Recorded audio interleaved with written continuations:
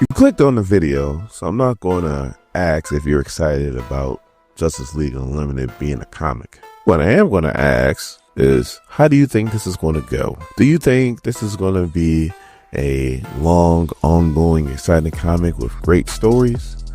Or are they just using the name for a quick cash grab? Please let me know in the comments. My name is Dorian, this is SEN Comics. We are starting our coverage of Justice League Unlimited with number 1. Our story starts off in South Africa, and Star Sapphire's like, unbelievable. And Superman chimes in and goes, "You stick with us, you'll be saying it at least 3 times a day." She puts up a hard-like construct, but whatever they're going up against, busts right through it. But then we cut to the Watchtower, where we have Airwave is showing up for maybe the first time. I'm assuming this is the first time. And as soon as he shows up, all hell's breaking loose. You got superheroes pretty much being paired up and called into missions all around the world. Before he can even try to settle in and take it all in, the Flash grabs him and goes, "Let me give you a quick tour." He shows them the Golden Room, which is the meeting place for the Justice Society. So even though they have joined the Justice League or Justice League Unlimited, they still get to keep their name affiliation and they still get to remain a group. And so do other teams like the Titans and the Super Families. But they didn't mention the Bat Family, they didn't mention the Flash Family. I mean, Flash is right there. Just say, "Oh yeah, my family gets to have their own place too. You know, what about the Doom Patrol?" You know what? I'll shut up. He introduces them to the Question, who is head of security. Somewhat, it's kind of run by. He shows them the Atom Project that is ran by Ray Palmer. The Atom. During absolute power, there are some superheroes who never got their powers back. What he's going to do is he's going to locate where the powers are at and hopefully possibly restore their powers. And if you don't know what the hell I'm talking about, don't worry, your boy got you. The complete playlist to Absolute Power will be in the description. And he also shows them Red Tornado, who is now just an AI because he got clapped in Absolute Power. Again, if you want to see that happen, link to playlist will be in the description. They're building up a new body, but it's going to take a while. So since he has no body and nothing to do, they put him in central control. He pretty much tells everybody what their missions are and who's going to get paired up. Batman and Mr. Terrific were doing it, but they argue too much. And now that he's been on a quick tour, it ends right where it started, in the main meeting hall, and Airwave is trying not to throw up. And they show up just in time to hear about what's going on in South Africa, how there's mass casualties, and they're about to send in some heavy hitters. It's going to be the team of Superman, Wonder Woman, Star Sapphire, Black Lightning, Kid Flash, and Firestorm. And now we cut to the beginning of the book.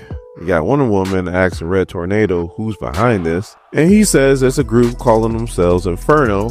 Not too much is known besides that. So Wonder Woman takes point, and she's like, "Superman, Firestorm, follow me. The rest of you guys is going to be on search and rescue," which is Star Sapphire, Kid Flash, and Black Lightning. So Star Sapphire asks Tornado, like, she doesn't understand what's worth all this death and destruction here. And Red Tornado's like, "Well, this is a mining town, and they mine iridium, which is more valuable than gold."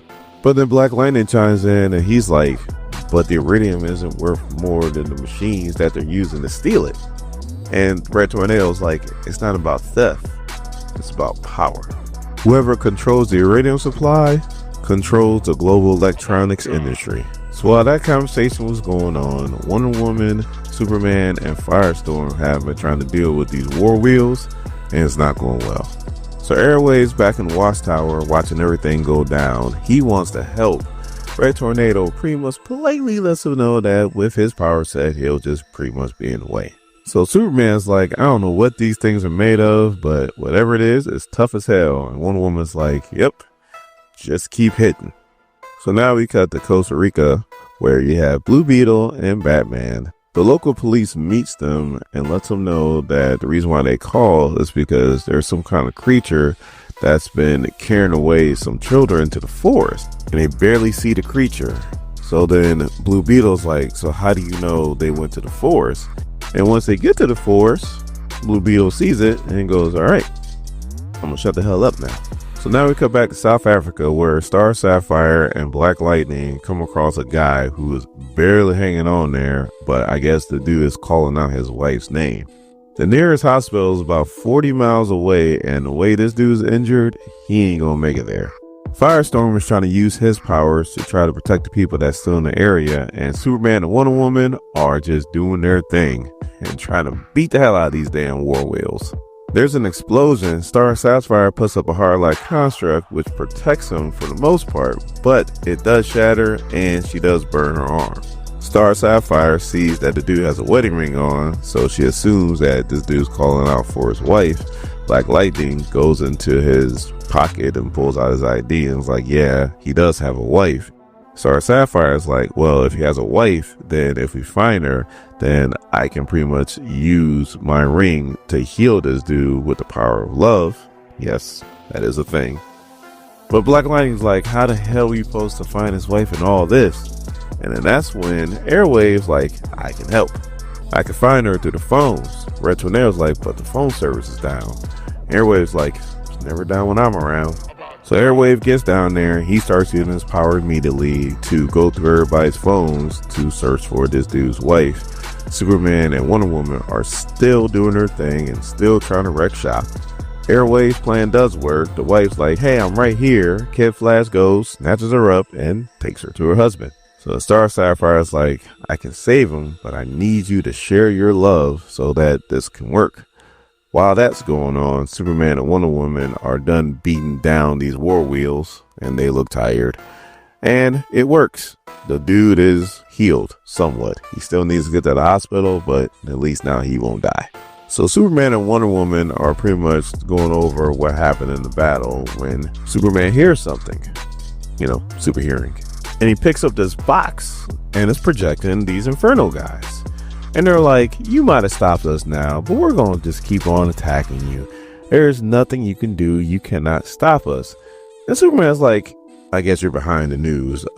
We pretty much formed the Ultimate Justice League. We are the largest and most powerful group in the universe. There's nobody's cheeks we can't clap. And why would you tell us your plans in advance? And they're like, to show you that we consider you too insignificant to matter. Your world, your league, it all belongs to us. You just don't know it yet. So now we go back to Batman and Blue Beetle. Batman hops on the horn and is like, Tornado, you need to send some hitters. Because what's here, we ain't gonna last too long if you don't. So now we cut back to the Watchtower. The South African team makes it back. Star Sapphire has to go to the infirmary to get her arm looked at. Everybody's really happy with Airwave because he helped out tremendously. He goes into his quarters and he just starts crying. And he's like, I love it here. All I ever wanted was their approval. Now that I have it, it's a damn shame. And now I have to kill all of them.